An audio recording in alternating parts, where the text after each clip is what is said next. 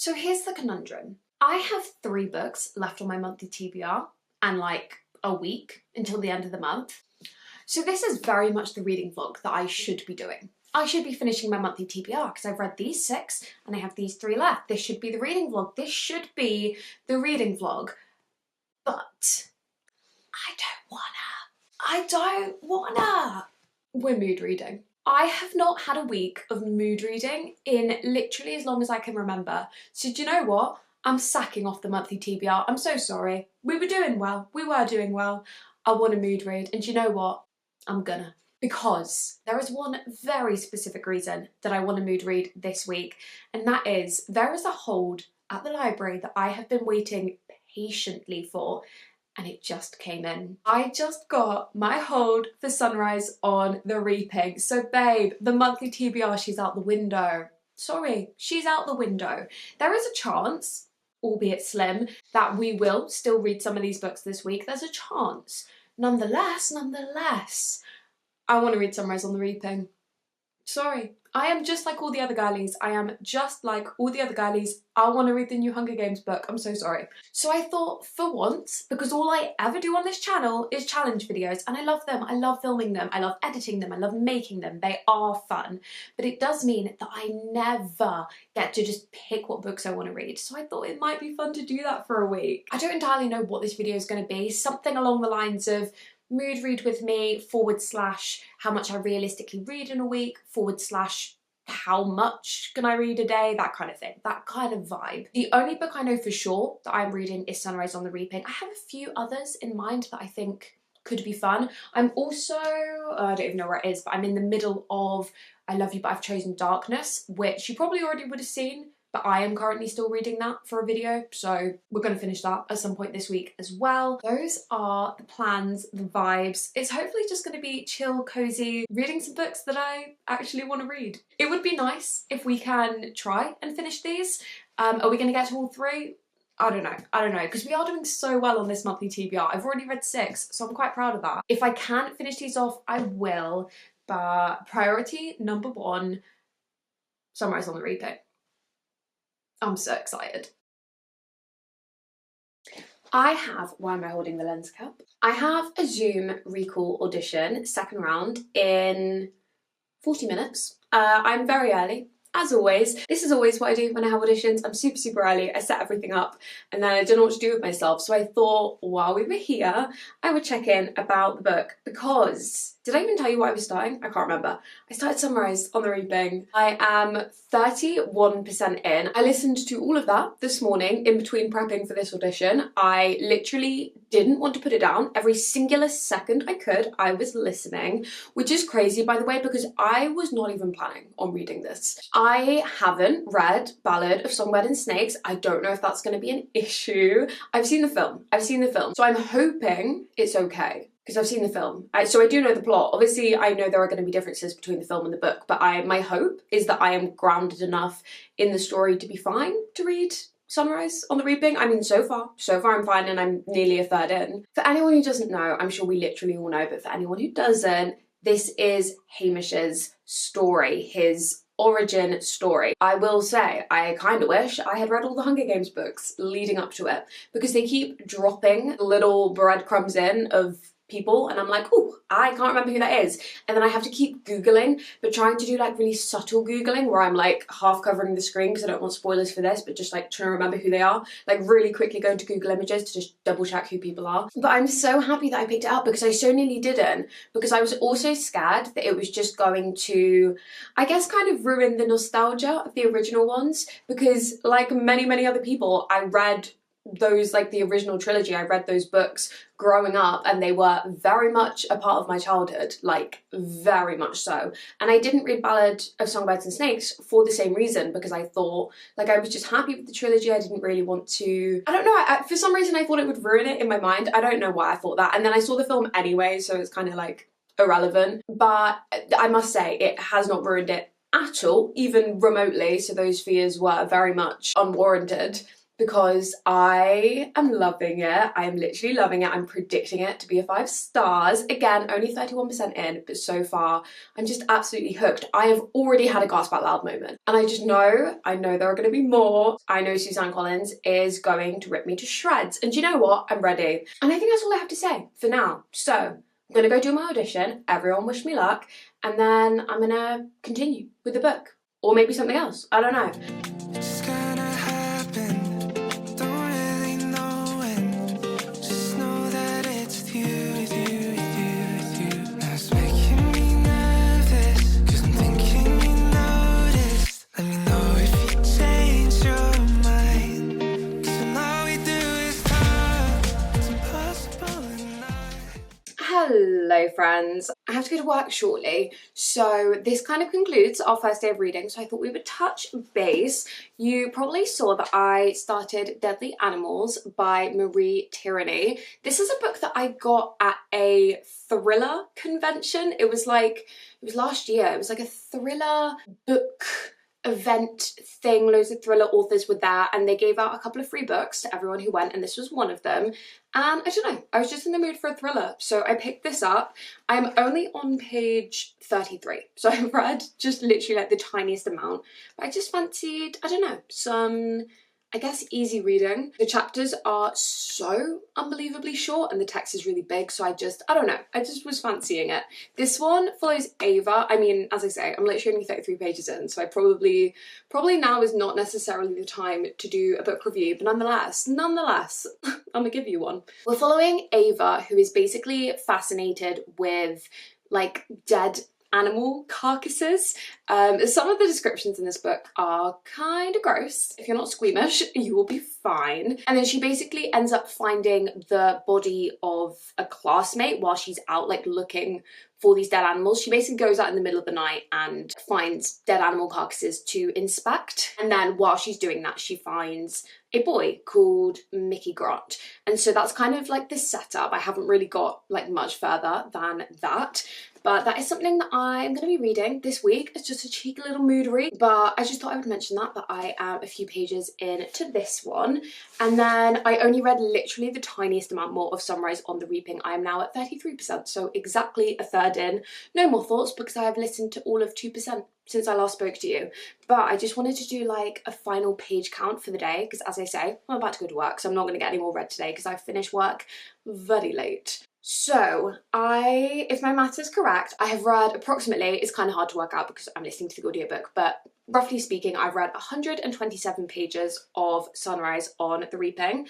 And then, what did I say? 33 pages of this. So in total, 160 pages for the day, which, considering I still have to work a full shift and I did an audition today, I feel like it's pretty decent. Don't get me wrong, the majority of that was audiobook, but I was just so hooked. I was absolutely hooked, and I just wanted to listen to it as much as physically possible. And then the only physical reading I did was 33 pages, but hey, it all counts. Audiobooks count. So final total of the day, 160 pages, and I guess I'll see you tomorrow for probably continuing Sunrise, but who knows? We're gonna mood read.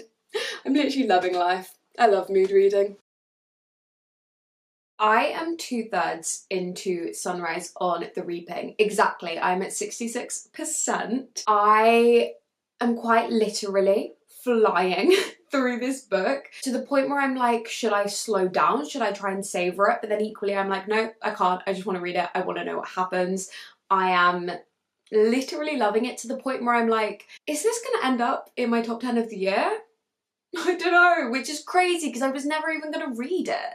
Like, that is crazy behaviour. I definitely am kind of regretting having not read the original trilogy, and honestly ballads as well. I kind of wish I had read all of them in the lead up, because there's a couple of like characters who, I mean, plenty of the cameos. I won't spoil any of the cameos, although I do think they're relatively well known, but plenty of the cameos I was immediately like, oh my gosh, yeah, I know exactly who that is. But there were one or two who kind of slipped past me, and then in talking to other people, because my friend is also reading it, well, she literally just finished it today, but in talking to her, she will like mention someone and I'll be like, oh, I didn't even realise that was a cameo, because I love these books and I love the films, but it has been a long time since I've seen them. Probably, God, a decade? Am I that old? Maybe not quite a decade, maybe a bit less. I'm absolutely loving it. The political commentary is brilliant as always. I will say it is so dark for a YA book. Like, I forget that this is YA because it is just harrowing at parts. I mean, don't get me wrong, the exact same as the others, the originals were also so dark, but you do forget that, like, kids read those books. I read them as a kid. You forget how dark they are. I mean, the political commentary is absolutely brilliant. It is also so well integrated into just a really fast moving plot, so you really get that balance. The start of the story definitely takes a while to get to the actual Hunger Games, but it didn't feel slow to me, even though looking back on it, I guess potentially it was a little bit, objectively speaking, but it didn't feel slow, if that makes sense. But like, objectively speaking, maybe it was kinda, but it didn't feel like that. I will say, and I preface this with, the romance is not the point of the story, right? It's not the point of the story. It's very much like the politics and the world and all of this stuff, the conversations about class and all of that. That is the point of the book. I do just want to briefly touch on the romance, because am I the only one? Am I the only one? I must be, because I said it to a few friends thinking they were going to be like, oh my god, yeah, same. I must be the only one. I very much thought we were going to get... It's so silly looking back on it, I don't know why I thought this. I thought we were going to get an enemies to lovers with Maisie. We're not, and I know he has a girlfriend, but I think because we don't really see very much of Lenore Dove, I just wasn't as connected to her, I guess, because it's already so established, like from the very, very beginning, that Haymitch has this girlfriend, and I don't know, I think we hear that he loves her a lot, but we didn't really see very much of it. So I don't know, I just thought, I don't know what I thought. I thought we were getting an enemies to lovers because they introduced this girl who was rude and beautiful, and that was like what we knew about her, and I was like, enemies to lovers. No. I mean, technically it could still come, but I don't think it's gonna. Again, not at all the point of the book, at all. But did my brain go there? Yeah. I'm ashamed to say it did. Again, not the point of the book, but I did just want to say it. I am done reading for the day, so I thought I would give you my kind of final total. I finished I Love You, but I've chosen Darkness. I had 25 pages of this left, so just finished this evening the last 25 pages of this. I won't give you a full review because you will have just seen that. If you haven't, it will have been in my scratch cards pick my reads for the week, and honestly, I have so much to say, so many thoughts. So if you haven't already seen that, go watch the video, because I feel like this was kind of an insane read. So go watch that video if you want to see loads of thoughts on that. But I did read 25 pages of this evening, and then I didn't read any of Deadly Animals. I was going to continue, but I am still on page 33, so none of that. So that means our total for the day, I read 127 pages of Sunrise, and then, what did I say, 25 of I Love You, but I've chosen Darkness. So really similar to yesterday, actually. Our total for today was 152 pages. I'm heading to work now, and then my plan for tomorrow is to finish Sunrise, and then I will probably almost certainly end up starting a new audiobook. Don't know what yet, but I'm kind of on an audiobook kick now, having flown through Sunrise, and then I definitely want to make some headway into this tomorrow. So those are tomorrow's plans, but for tonight I'm done with reading and I am going to work. So I'll catch you in the morning. I actually have not spoken to you all day, but it is the end of the third day of this challenge. I mean, it's not really a challenge, but you know, end of the third day. And guess what? I have finished Sunrise on the Reaping. I literally adored this, literally loved it. It was just so good. Finished the entire thing in 3 days, listened to it at every singular given opportunity. I'm gonna say it now, Maisie, She was my favourite character. She was my entire favourite part of this book. Like, other than Hamish, obviously, but I already loved him. Maisie was my new favourite character. She was just wonderful. I would have loved to have had more of her, but I'll take what I could get. I literally just adored her entire storyline. The book had so much of the original formula from like the very first book that it made it so nostalgic, but then it had like enough differences, I guess, to still be interesting. I still think, and I probably would recommend to anybody who's thinking of picking up Sunrise, I wish I had read the original books again first to kind of remind myself, because I do think there were so many parts that I kind of missed out on. For example, Plutarch, I didn't even realise that that was someone from the original book, and then I looked it up afterwards. How did I forget? Like, such an important part.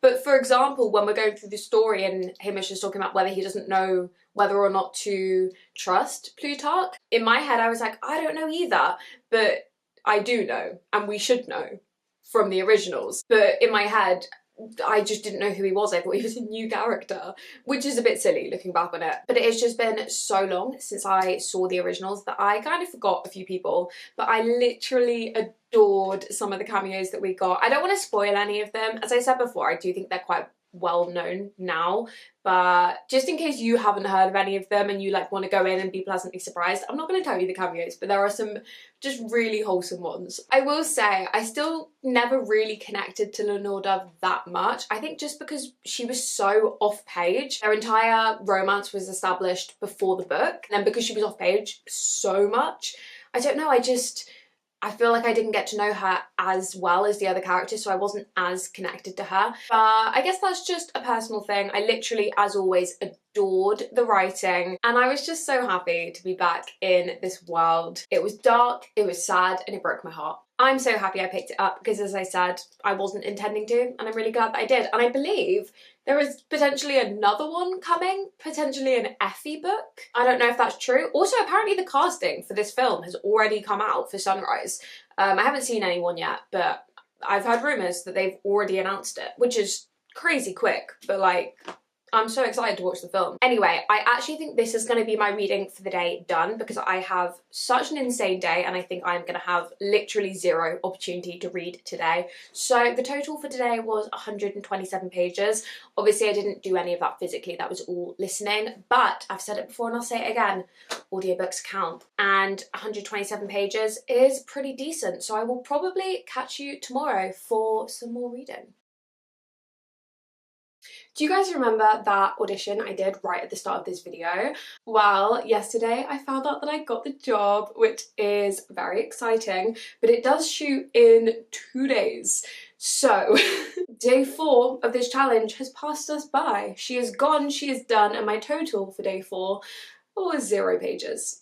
Yeah, I read 0 pages. I had a costume call and a rehearsal for said project. I was a little bit busy, so I read nothing. I read literally nothing, which is fine. That happens. Sometimes it happens. We are now on to day 5. It is currently 11:31. I haven't started doing any reading yet today, but I'm not working today for once in my life, so I have the full day to read whatever. Obviously I still have a bunch of work to do for this acting job, but we're going to do both. We're going to do some prep for that job and we're going to do some reading in my breaks. So I think the plan of attack today is maybe continue Deadly Animals. I also want to get a new audiobook on the go because obviously I have finished Sunrise and that has just put me in such an audiobook kick. I really have been slumping on audiobooks recently and I don't know why. Just something about the format. I don't know, I just haven't been excited about them recently. So I think we're going to find a new one. Something that I'm excited to listen to because I feel like recently I've been forcing myself to only listen to audiobooks on my TBR, but maybe I'll pick something not on my TBR because it is a mood reading week after all. I might just pick something completely rogue that I'm just excited about. So I'm going to see what I can find, but I will obviously check in with you when I have done some reading today. And all we do is talk. It's impossible at night to fall a little bit in love. But tell me if I'm wrong, or if I'm the only one. So I will leave my love behind and keep on talking. I have made it to page 99. Probably, definitely could have read one more page and then just said 100, but hey ho.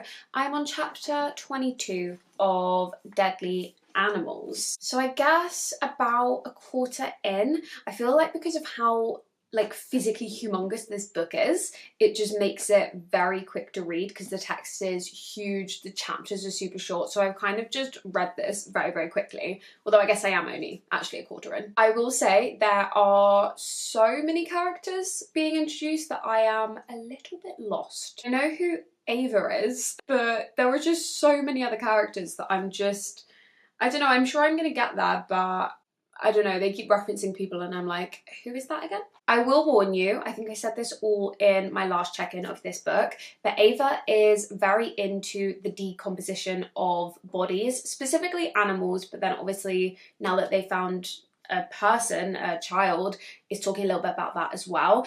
Some of those depictions and descriptions are very gross and graphic, just to warn you if you are squeamish. I'm not overly squeamish, but I don't know, it's like touch and go for me, so I'm just warning you. Because of how short the chapters are, it does mean it is moving super quickly, but equally that's almost not helping because I am, as I said, a little bit lost. Not like lost, like it's a relatively simple story, but I'm just struggling to remember who all of the characters are. Ava is a really interesting main character, but I can't figure out how old she is. I don't know if it's said, it literally says on the back. Is actually the first word in the blurb. She's 13. It says 13-year-old Ava. Okay, I was going to say she clearly acts older than she is because she has this like real maturity to her, but I couldn't figure out how old she was, but actually it does literally say. Anyway, I don't think I really have too much more to say at this point. We're still very much in the setup. I think once I figure out who all the characters are, that will definitely help, but I mean, it's pretty readable at the moment. As I say, the chapters are short, the text is humongous, so that is definitely helping. Also, while I have you, I haven't actually started it yet, but I wanted to, I guess, tell you my reading plans. The next thing I'm going to start, I have decided I am going to pick up The Yellow Wallpaper, which is a book recommended to me by so many of you guys after I fell in love. Sorry, can you hear my dog barking? He's really not into neighbours doing, well, anything. Going into their houses, coming out of their houses, driving past, existing. Sorry if you can hear him. What was I saying? Oh yeah, the nursery. I fully fell in love with the nursery. It became very quickly the best book I've read all year. I still to this day think it's gonna be the best book that I read this year. Even though we're still like, there's so much of the year left to go, I still think The Nursery is going to be my favourite book. And off the back of that book, so many of you said it either reminded them of The Yellow Wallpaper or it's a book that they think I will also enjoy. I don't really know anything about it, but it's very, very short. So my plan is to listen to that because I can get it on BookBeat, my audiobook app. So my plan is to listen to that today. And then I will probably check in with you maybe when I finish that or when I have some thoughts on that one. So I have started and since finished The Yellow Wallpaper. I listened to the whole thing in one sitting. The Yellow Wallpaper, as it turns out, I didn't realise this, is a classic. Not me accidentally reading a classic, but as it turns out, it was written in 1892. So, you guys tricked me into reading a classic. Well done. This book, it's a short story, I guess, or a novella. I think it's 42 pages, so a short story. It is written by Charlotte Gilmore Perkins. Nope, Charlotte Perkins Gilman. And the story is basically about this woman who is suffering from some sort of depression or mental illness or something. But it is very much set in a time where women are always dismissed as being hysterical. So our main woman, who is unnamed, and you know I love a nameless protagonist, there is something in the story where they take away the name of the main woman when it's done for a reason that is just so powerful every time, and this one was no exception. And our main woman is basically taken to this house to recover from an illness. They never really specify what it is, but you can kind of tell from like clues in the text that it is probably postpartum depression or postnatal depression, but in a time that they didn't necessarily have a name for it. And as I say, women were pretty much just dismissed as being hysterical. The actual story itself is relatively simple. You're kind of following her having a breakdown. She becomes very obsessed with the yellow wallpaper in this room that is maybe a nursery, but maybe not, which is, I fully see where you guys got the comparison to the nursery, and I'm so happy that you told me to read this because I really did love it. I will say it was only 42 pages and I listened to it on audiobook, so it took me like 20 minutes to listen to it. So I wasn't like completely connected to the characters because it was so short, but I think for when it was written, you can tell that it was absolutely like a groundbreaking piece of feminist literature, which we love on this channel, absolutely. It was so gorgeously told. I will say I am very surprised that the audiobook narrator is a man, because the story is basically told through this woman's like journals. I don't know why. I don't know if it's just my edition that was read by a man, because I did have a flick through some others and it did look like a few of the other editions were read by women. So I'm not really sure why my version was read by a man. I don't know if there was some like reason behind that. I don't know what the reason would be, or if it was just, I don't know. I was surprised about that. I absolutely adored the themes in this book, specifically kind of focusing on the differences in like medical diagnosis between men and women and those like disparities, and how even though this was written in 1892, there is still like so many relevant things in that. Like, it's a classic for a reason. I would love to reread it physically because I do think there were like bits that went past me because it was on audiobook and just because it was so short. But the themes, I loved. The writing, I loved. The messaging, I loved. And again, considering it was written in 1892, it is still so relevant. And as I said, you can kind of tell how groundbreaking it was at the time. I think I would love to get my hands on a copy of this, because there is an absolutely gorgeous Penguin edition that I would love to have, and I would really like to reread it and underline some things and properly annotate it. I think people study this in school. I didn't. Strangely, I'd never heard of it, which looking back now, I'm really surprised that I hadn't heard of it. I feel like maybe I knew of its existence and I kind of heard of it floating around, but I'm so happy that you guys suggested me to read it off of the back of the nursery, because the vibes are very similar, despite them being written 2 centuries apart. Okie doke. My total for today's reading, I read 66 pages of this and 42 pages of the yellow wallpaper. So that gives us a total of 108 pages for day 5, which I think is a relatively decent total. I am, however, unfortunately going to end the video here. My original plan had been to do this for 7 days. However, because of the acting job that I am now working on, I just don't think realistically I'm going to have any time to read over the next couple of days, and I don't really want that pressure. I want to just be able to focus on that job. So I hope you guys don't mind that it's only been a 5-day reading vlog, but hopefully you still enjoyed nonetheless. My total, should we figure it out for all of this week's reading? Actually, I can't remember any of the days. I'll put it here. This number here, that's my total. You guys can tell me. I can't remember. But we read Sunrise on the Reaping, I Love You But I've Chosen Darkness. Didn't manage to finish this one, but Deadly Animals, got about a quarter into that. I guess we'll finish that at some point, so maybe it'll be in a new video or my wrap up. And finally, we read The Yellow Wallpaper. So I feel like we had a very decent week of reading. Let me know if you enjoyed this style of vlog. It was maybe a little bit more laid back, a little bit more just chill, cozy reading. I had fun. I hope you had fun. I'm definitely still going to continue with the amount of challenge vlogs that I do because I love them. They are so fun. But I feel like maybe one of these every now and again. This was just a little bonus video. I still did the same amount of challenge videos this month. I wanted to do a little extra video with a bit of mood reading, so I hope you enjoyed. If you did, please give the video a like and a comment. That would really help me out. And if you're new, please subscribe. I would love to have you. I hope you all have a lovely rest of your week, and I will catch you in the next one. I love you. Goodbye.